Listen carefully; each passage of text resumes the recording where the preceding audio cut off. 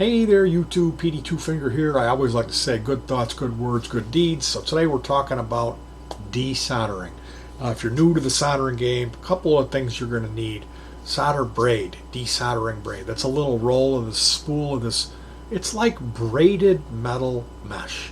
It comes in a roll like tape, and you put your iron on that and get that real hot, and it will suck up the solder. The other thing that we all use is something called a solder sucker desoldering tool. It's a spring-loaded tube. It's like a big pen, and you click this spring down, and you'll come in. It's got a tube. It's got a little like a pen with a hole in it, like a little mini vacuum. And you press the release button. When you get in there with your soldering iron, you heat up that point of contact, and that solder turns to liquid. And then you put your pen tip in there, your desolder sucker, and you release that, and it goes, and it's basically a vacuum that pulls up, and that sucks the liquid solder into this thing. After you've done it, let's say you've done 100 of these, and so there'll be a good amount.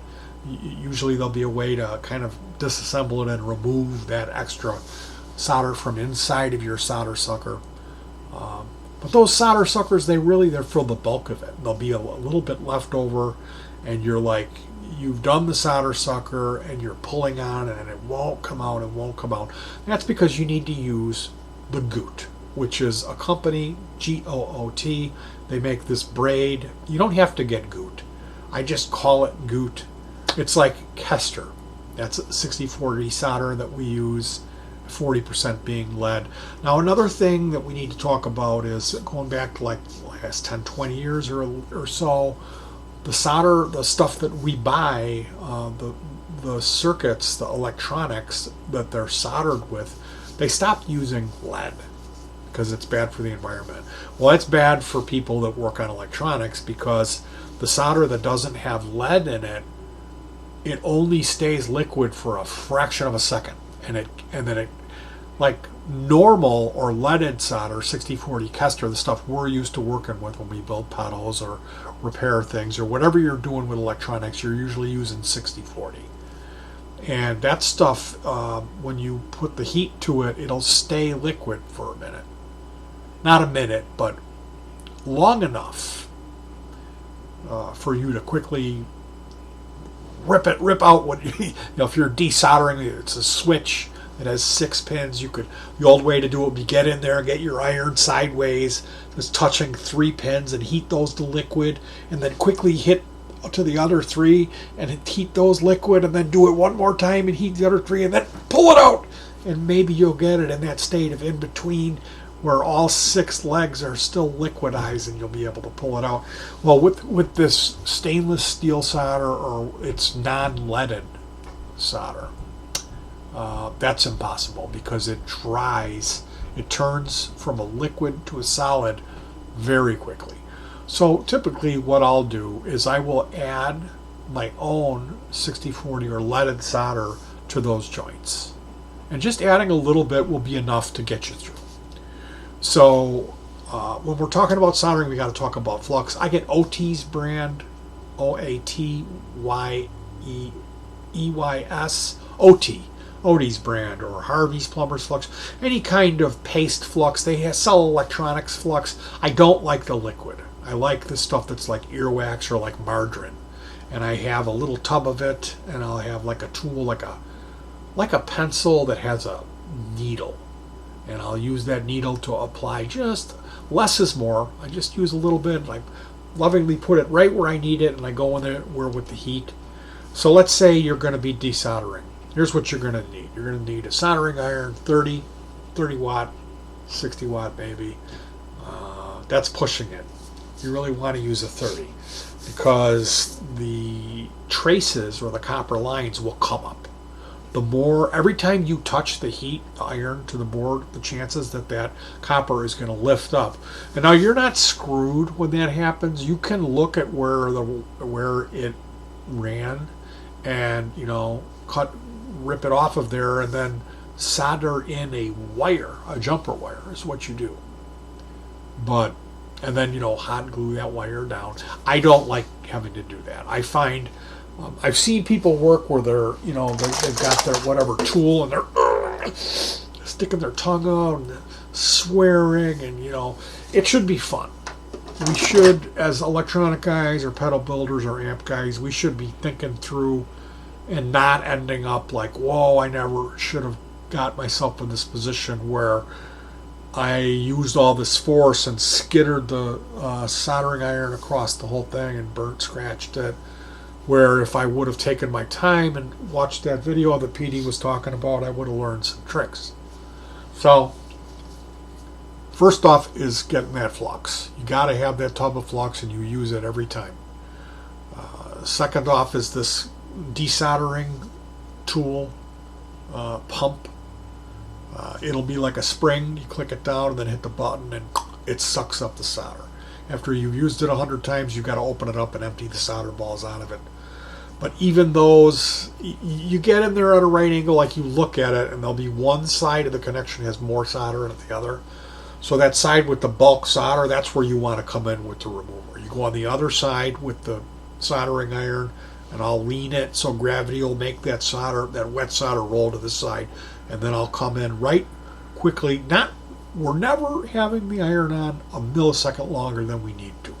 So the desoldering tool is in place and cocked with my finger on the trigger, and it's ready to go, and I come in with that hot iron, place it on there, and as soon as I see it go liquid, bam, I depress the lever, suck the solder up, and at the same time I'm removing the hot iron from it. And we'll go through, let's say we're doing a DP-DT switch, so it's 6 legs. Go through all 6, bang, bang, bang, bang, bang, bang. Remove the solder with the desolder sucker, the tool. Then what I'll do, I'll take that goot, that wick, and I'll pull that wick out, and I will butter it up on both sides. I'll put a booger on there of my flux, and then I'll pinch it between my fingers and just make sure that it gets buttered nicely on both sides. I'll lay that goot wick down and put the iron on top of it and move it around wherever the solder needs to be removed, and it'll work like magic. That goot wick doesn't work as good. If you put the flux on it, it works like magic. And then you got to cut it off. Anywhere that it's been used, you cut it off and get rid of that. So you always want to work from the end, you don't want to waste any. So let's say you've done it bulk, you got the bulk of it off with the desoldering tool, the pump style tool, spring-loaded pump, which they're like, you can get them for like 99 or $1.99. They're cheap on eBay, and it doesn't really matter. They're all about the same, So yeah, you'll use that, and then you'll find it ain't coming, and that's because there's a small amount that you can't get with the suction action on that tool. It's just a bad design to get it all out. That's not always. Sometimes you can get it all with that, but I found having to use that wick or a little bit more heat, and that'll finally break it through. Now, let's say if we're working with something like a trimmer, or in my one case, I plugged the wrong power supply into an amplifier I had built. It's a Class D amp board that I had spent like $30 on, and the chip had like between 18 and 28 pins, something high, like 26 pins, like 3 rows of these golden pins coming out of this chip that had a heat sink on it. And I blew that. I blew the amp up by plugging the wrong power supply into it. So rather than buy another board, I saw I could get the chip, and the chip was only like $6 or $7 as opposed to like 18 or 30 for the board, whatever it was. And what I ended up doing, I used a cutter. This is a Play-Doh Model 170 shears, really kind of a precision cutter, side cutter. And I went in and snipped each of the pins. I just cut all off of the bottom of the chip. So I removed the chip, and then it was individual pins, 3 rows of pins. And so what I would do is take a needle nose, grab one pin, and come in on the other side of the board with the heat and pull one pin out, one at a time. And it was nothing. It took, a minute for me to get all the pins out, and then I applied flux in bulk. I had a big booger of flux, and I went in there with the iron, with the goot wick, and cleaned it all up. dropped the new one in, and boy, that amp was working. It literally, I could not believe how quickly I did that repair. And of course, I hosed it all down with rubbing alcohol to remove all the excess flux. And I actually have a little, it's an embossing tool. It's like a mini hair dryer. And I use that to speed up the process of drying out the liquid that I applied to the board. So that's how I do it. I'm like, again, if you're desoldering something, you got to think, do I need this? Whatever I'm removing from here, do I need it? Because if it's worth a nickel or I'm not reusing it, I'm going to disassemble it. I'm going to use fire, I'm going to use a cutter, whatever I need to. So it's, let's say it's a 3-legged trimmer pot. And that's going to be more difficult to remove those 3 legs, unless I cut around all the legs and just leave 3 little spikes. I can grab 1 spike with a needle nose, put the board upright, come in with the iron, and then pull 1 spike out at a time, rather than this forcing it, trying to get the soldering iron at an angle and all those shenanigans, or getting out the solder sucker tool and then the goot. I'll go ahead and just tear it down, whatever it may be. So we want to work smart. We want to always use our flux.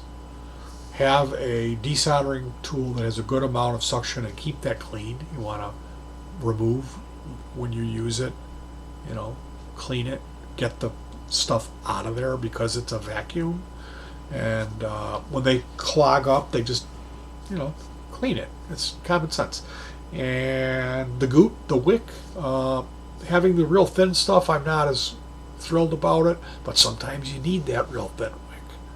So it's good to have a couple of different sizes. I think the 2 millimeter, 2 millimeter is about right. 5 millimeter is good. And it's, again, you can find it, sometimes you can find 5 packs. That's a lot of desoldering wick. So you don't really need that much. And you could always heat it up, and if you're in a pickle, you can always put the iron on there and blow as hard as you can, and scatter that. I've used little straws. I've done crazy things. You don't want to inhale the hot solder. But it's for me, it's always, the minute I'm done with whatever project I'm working on, I won't really care about it anymore. So I need to stress to myself that whatever I'm making is not so much the reward. That device is what's left over from the work. Where the work is the real meat and potatoes. That's the real awesome experience. It's like going on a vacation for me, doing that project. So if I spend all this prep time ordering these parts and getting everything together, and then I hurry up and build it, and I'm swearing and yelling, and I got my tongue, I'm biting my tongue and sweating, that's a crime. That's why I always say have fun when I talk about DIY. I'm like, have fun, because you want it. You want to love it. You want to have a playlist, the sacred music you do. You want to have rituals, your little rewards to yourself. If you've been working an hour, get up and go look at the birdies. Stretch your legs. Get a whiff of a crack hit, or smoke that PCP, whatever you need, and enjoy your work. So it's good thoughts, good words, and good deeds. Desoldering, you can do it. Just get your flux, get your paste flux, and you will thank me later. All right, you guys, I love you. Peace.